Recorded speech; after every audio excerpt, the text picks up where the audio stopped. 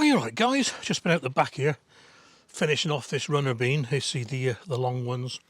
I'm taking the best. I got a 20 incher, and what I'll do is these dry. I leave them in the and write on the seeds how long they were. So I've done a few of them. Anyway, I was thinking, got a few tomatoes.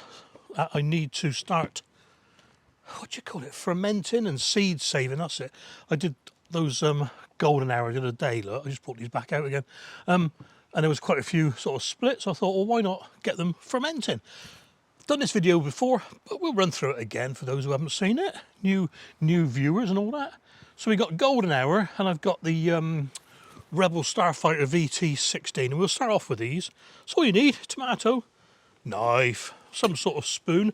Now these measuring spoons are absolutely ideal. They got a lovely shape to them, and small ones, medium ones, you know, jars and water. This is how I do it. It works for me. So let's have a get in here. These are quite squidgy. These have gone over. These have well gone over, so I know they're ripe. Not much point doing this with unripe fruit. Oh, look at that, coming out already. Wasted a bit there. Every seed counts. Bit pointless doing this now, and I might as well do it when I've finished. So all you do is get in amongst all the holes, all the little nooks and crannies in the tomato, and scoop out the seeds. In fact, this one is so runny. I have never had it like this before. This is a first for me. Look at this. It's almost like squeezing a zit. Oh, look at that. I've never had this before. There we are. A nuclear first, as they say. Careful with your fingers. I cut the side of my thumb the other day. The blooming tomato juice and half sting when it gets in a cut. It's quite acidic. And when you need to, all you got to do is get your little scoop and just scoop the seeds out. There we are. There we go. Nah, there's no point setting up another camera. You can see this. The less sort of fleshy pulp you get in now, the easier it'll be in a couple of days' time. Because what we're going to be doing then is sort of trying to extract the seeds from the pulp in this gooey mix we're going to make. There's a hidden chamber in there. Chamber of secrets, look. There we are, a few more in there. God, there's a lot of seeds in these. I don't remember saying this was a very seedy tomato in my taste test, but obviously it is. I'll tell you, let's try and put those over there for now. One thing you don't want to do is when you're doing two tomatoes, don't want to mix them up. So when you've done one, clear the area, start again. And a couple I missed in there. Right. Now, seeing this has come out relatively easily, there's not an awful lot of pulp shaking to do. But what I normally do is clean the seeds a little bit first. So a little bit in the jar. Missed a couple there, Steve. Let's get those, might as well. Could be the best two plants up next year, couldn't they?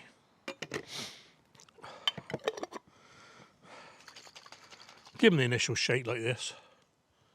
Let them settle down a bit. Just pour off the excess water for now. There's no seeds coming out because the seeds are heavier than water. And I'll just save that bit there. A bit more water in there. Not too much. Some say only just cover the seeds. I just find about ½ inch will do. And then label and write on the jar, not the lid, because lids go walkabout. Rebel Starfighter VT16, and it is the 14th, Friday, 13th, 14th today, 14th on the 9th, because we want to leave that in there for 3 days. Not 2, not 4, 3. Any less it might not work, any more and you over ferment them. I'll write on first this time. Golden hour. Now these will be a bit more pulpy because you can see that they're not very juicy. So a lot of this pulp will go in. There we are, look.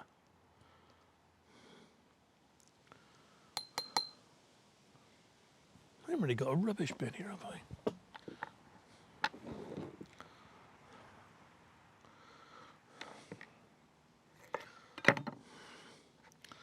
I just scoop them out. Oh, sorry, little ladybird. There we go. Absolutely covered in black fly, these beans. So I'll put them on this bean over here that's still growing. There we are. Taking away his food source. Yeah, a lot less seeds in these, look.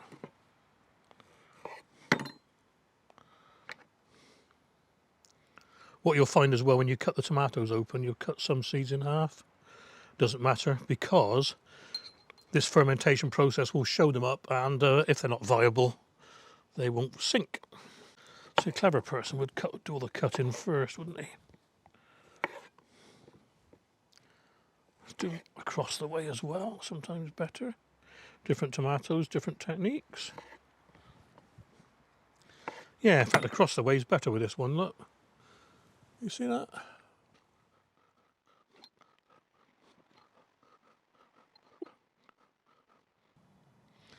Here we are then, right. Drop of water, we'll do exactly the same, not too much. We'll give them a sort of wash off some of the pulp, that's all we're doing. You need some of it, mind, to aid the rotting, the fermentation, so. Different colour.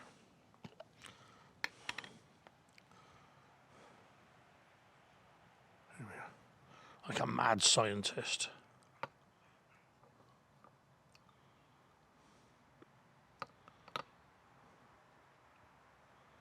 Yeah, I'm going to leave that because the seeds are sticking to the pulp and I'll waste too many. So there, guys, somewhere warm. I'll leave the lid off a little bit because they do give off a bit of gas. Back in 3 days. Okay, then here's the fermenting tomato seeds after 1 day, 24 hours. Here's the Rebel Starfighter VT16. They were very clean seeds, if you remember, so there's not a lot happening there. But this is the golden hour, and like I say, after 1 day, fermenting nicely. I suspect it's all the pulp that's breaking down that's causing that. And this is why we don't write on the lids. Knowing my luck, I'd put them on the wrong ones. Back tomorrow. Okay then, here we are, day 2, Rebel Starfighter.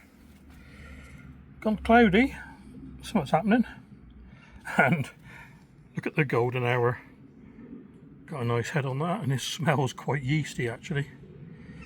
Just what we're after. 1 more day to go. And here we are, day 3 of the fermentation. There's the VT16s. And, ooh, look at that one. That's the golden hour. So time to get on with these now. I'll put the phone down, set the camera up.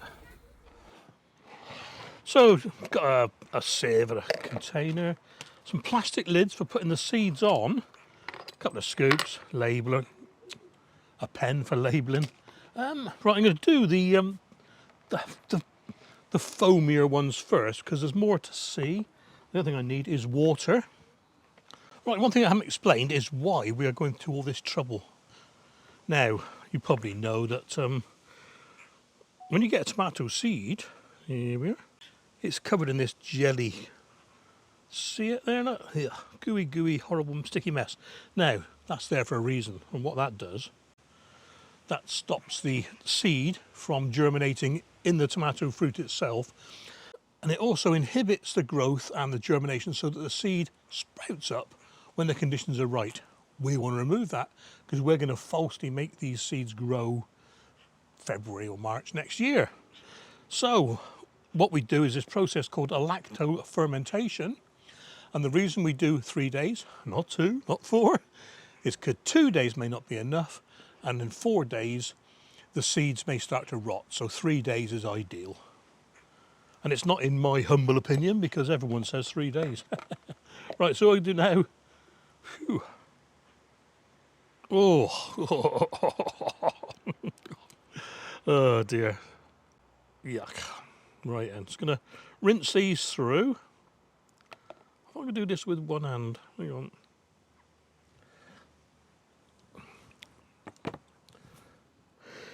Oh, they stink, they do.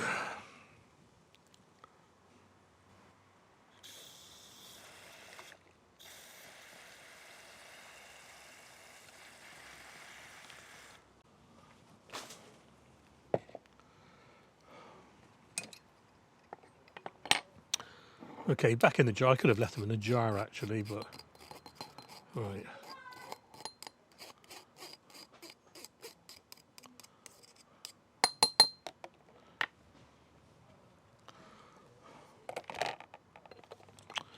Blooming, this locking device always gets caught. Oh, they stink. Absolutely stink.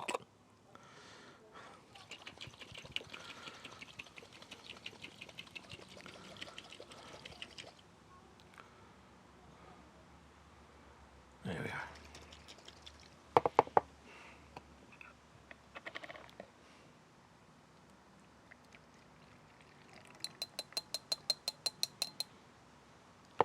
We'll do it once more. There's a great big lump of flesh there. I'm going to take that off.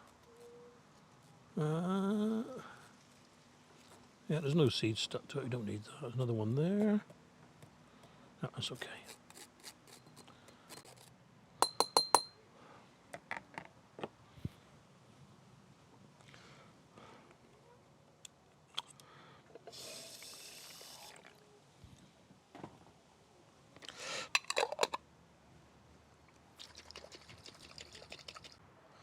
Still cloudy, look. Getting there, getting there. We want the water to be reasonably clear. So yeah, we are. That'll do. Oh no, a little bit more. Well, I won't do this time then.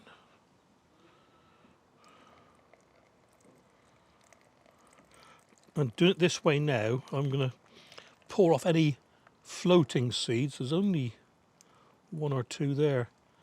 They're ones that won't germinate. And it could be ones that have got a nick in them or I cut when I was slicing the tomato.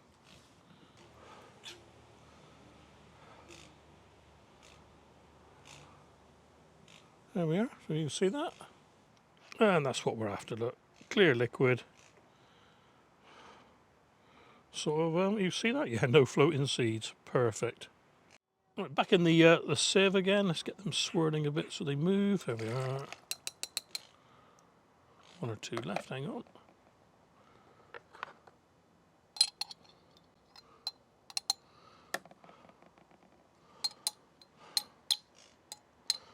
Might as well save every single one, haven't you? Because you've got all this trouble. There we are. Oh, I'm going to give that a good wash in the dishwasher, I'll tell you. Couple in there. Right, now, what a lot of people do...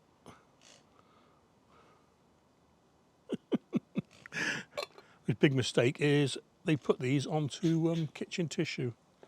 Now, even though I've got kitchen tissue here, all this is for is to just pat these dry a little bit. Just like that. And they're sticking to the tissue, and this is exactly why we don't want the tissue. And what I should have done, Steve, I should have labelled them first. GH. Golden hour. Now we do them. Just going to pop these onto this lid and let them dry off naturally. If you leave them on the paper, the paper sticks to them and they're a devil to deal with. There we are.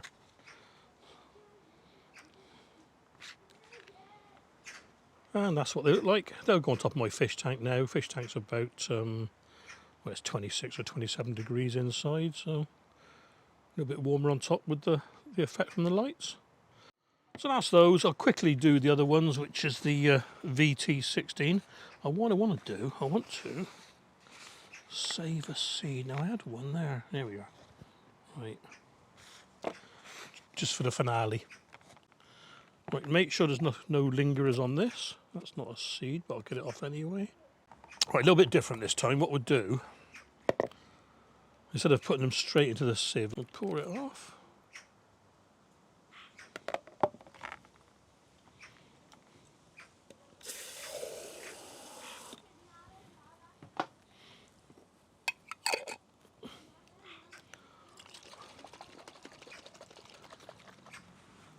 Some noisy blooming crows up there. Oh, magpies, that is, magpies.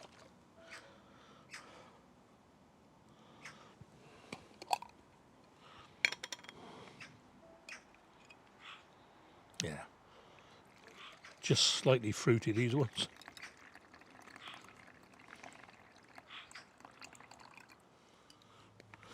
These were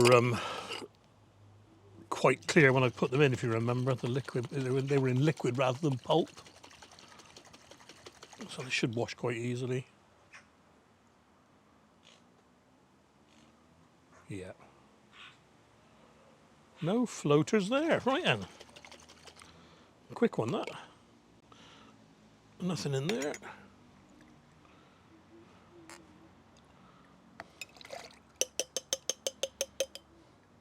VT16.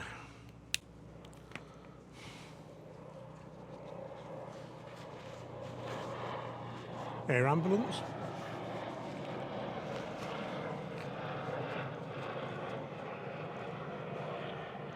It's ironic, isn't it? Because a lot of these seed cells will be going to help the air ambulance. That's great. Well done, guys. Done a flyover for me. That chuckled me, that. It's almost like they knew. Okay, there's the Rebel Starfighter VT16s. Like I said, they've been on the fish tank now, just a couple of days. Maybe a couple of days or up to a week if you're in a windowsill or something like that. And then just bag them up, which is what we're going to do now with some I already have indoors. Right, these are Rebel Starfighter Prime that I did. Well, they've been drying for a week now, so they're ready to go. And all I do is I sort of sprinkle them around a bit just to break any up that are stuck together. Not so much stuck together, just clustered together. Makes it easier for me in January, February, March when I package them up properly. If you wonder what the black bits are, it's a little bit of carbon where I was working on the fish tank and I dropped some on top of these seeds.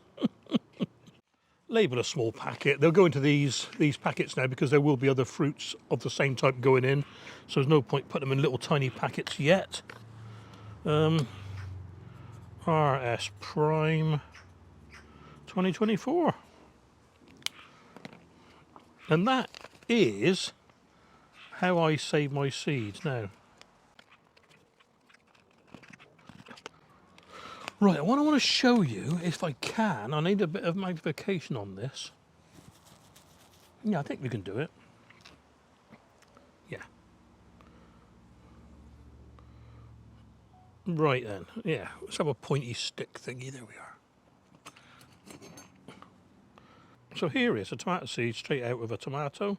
You can see the gel coat all around it, the gelatinous coat all around it. Here's one that has just dried out on its own and it's still got the gel bit all round it, albeit dry. Here's one I've just taken out of the fermentation, the lacto-fermentation. So it's still wet, it needs to dry. And here's one that's dried out. Gone from that to that in 3 days. Well, there we are, guys. That's my tomato seed lacto-fermentation saving. Hope it's of use to somebody. It works for me. There are other ways of doing it. I know some people put the tomato seeds straight in the ground, no problem whatsoever. But such precious seeds like these that have been sent to me from America and Canada, for example, I may as well look after them, hadn't I? Take care, guys, and catch you on the next video.